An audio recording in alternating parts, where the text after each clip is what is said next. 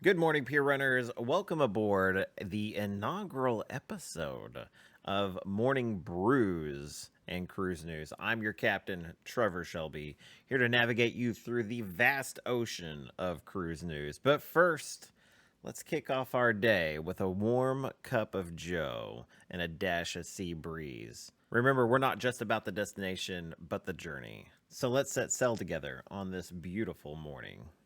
And it is a beautiful morning. I intended on getting this out actually a lot earlier, but you know, eh, things happen, and this is my first go at this cruise news thing here like this. So every show we're gonna have a question of the day, and today's question is: when is your next cruise? Is it coming up pretty quick? I've got one actually that I'm kind of getting put into. It's a November cruise for this year. Very excited about cruising out of Galveston on the Carnival Vista. Oh yeah, I could do that. I actually cruised the Vista before. I did it last year, and it was an amazing cruise. And I'm so excited because they have the Sky Ride, and I did not get to go on the Sky Ride before. I actually, you have to weigh yourself, and I weighed quite a bit more. Okay, so I got on the scale, and it's got like a red light and a green light on it. And when I stepped up on it, it came up green, and then it came up red, and then it came up green, and then it came up red.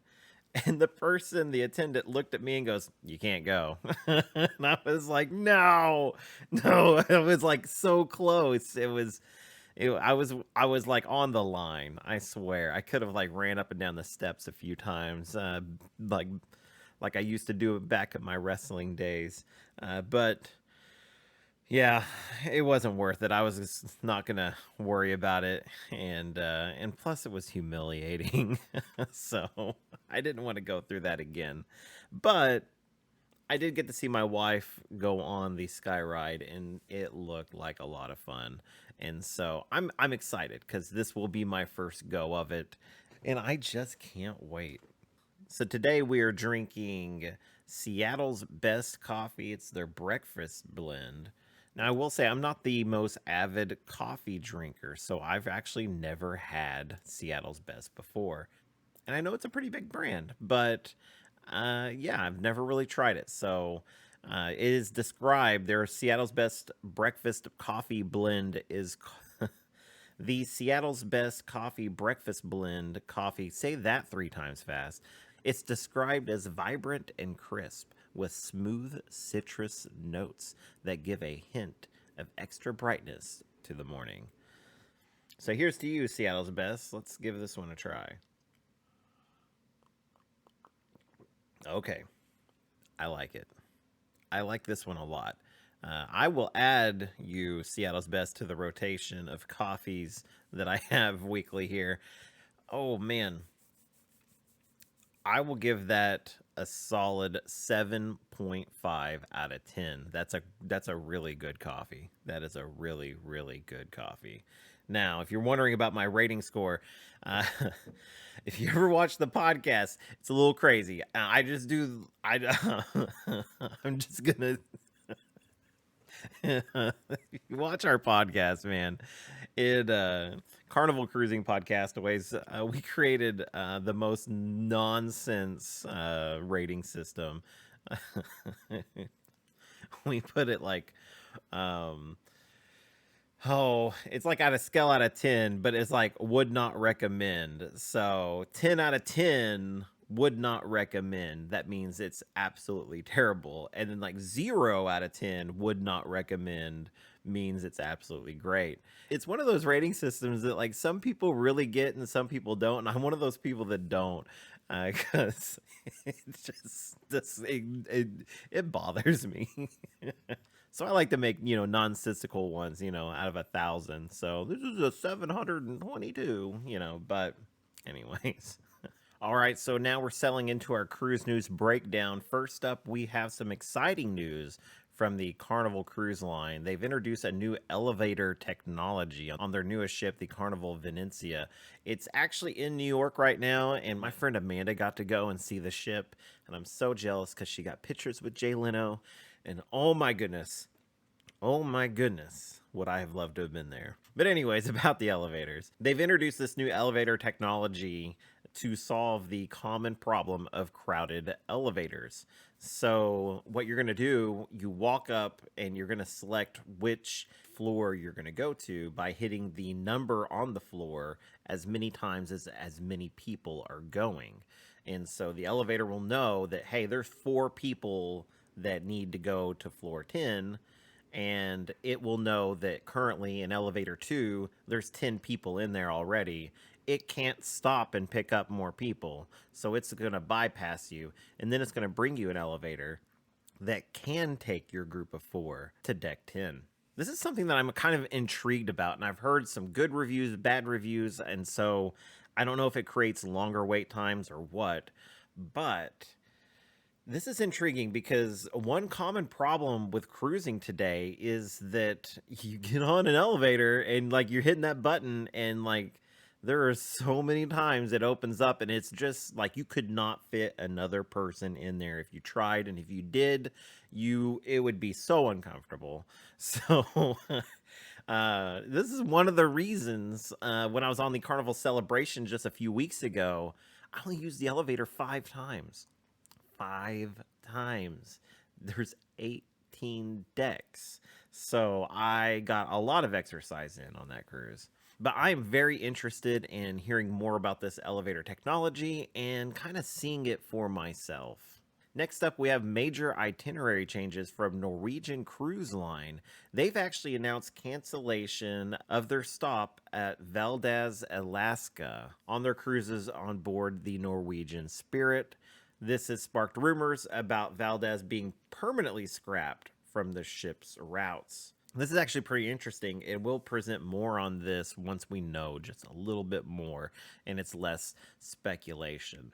It would be interesting if Norwegian chose to stop going to this port, because a lot of ports really rely on cruise ships to come in and provide a lot of that tourist income. So it'll be interesting to kind of see what happens here.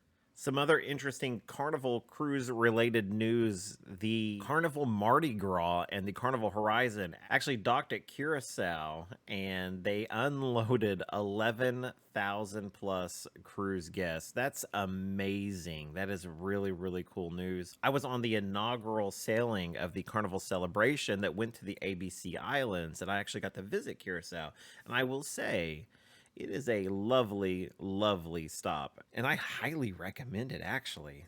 When you do the ABC Island tours, a couple of your stops are going to be kind of extended. Typically, they are anyways. And so ours was like 8 a.m. to like 10 p.m. We were like in Aruba, and that was great. And then same thing for Bonaire. But in Curacao, we were only there for just a few hours. We left at like 4 or 5 p.m. I don't remember. But I kind of wish the Bonaire stop was a little shorter and the Curacao was longer. Personally, it's a wonderful, wonderful stop. They thrive on tourism, so this is wonderful for their economy. And so it's great to hear that so many people had stopped by their island at one time. So that had to be an incredible sight. And you might be wondering, why is there someone's name right there?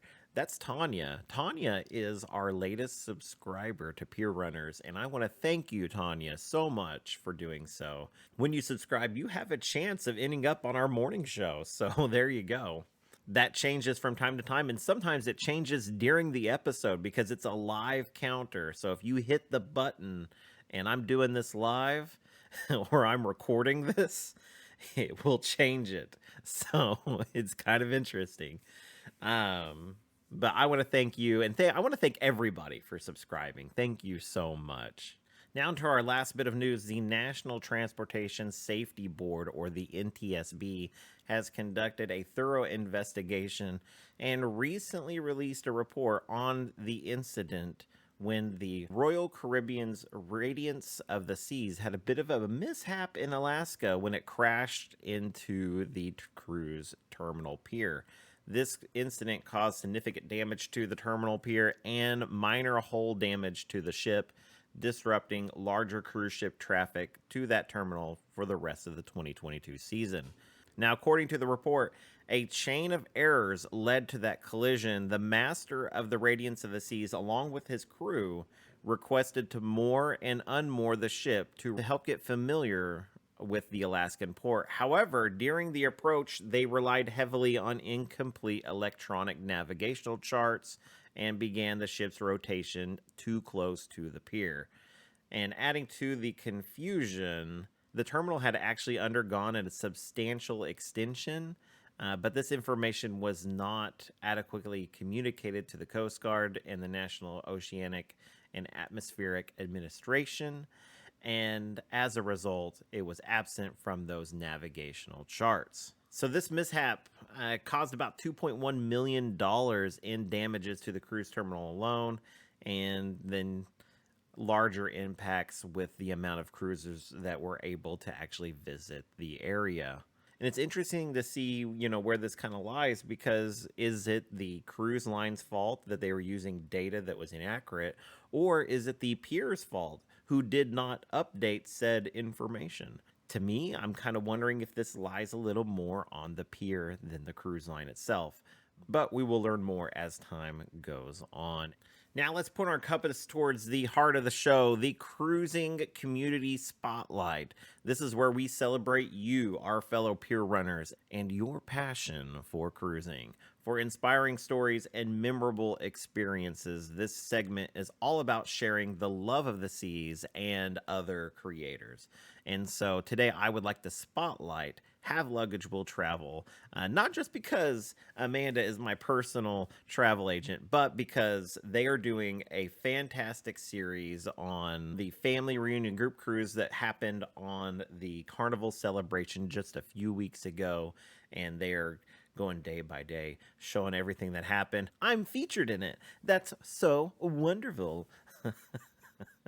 Definitely go on their channel, check it out. It's wonderful to go back and relive that cruise. But if you were not familiar with the Carnival celebration, definitely go check it out, because that is a fantastic ship as well.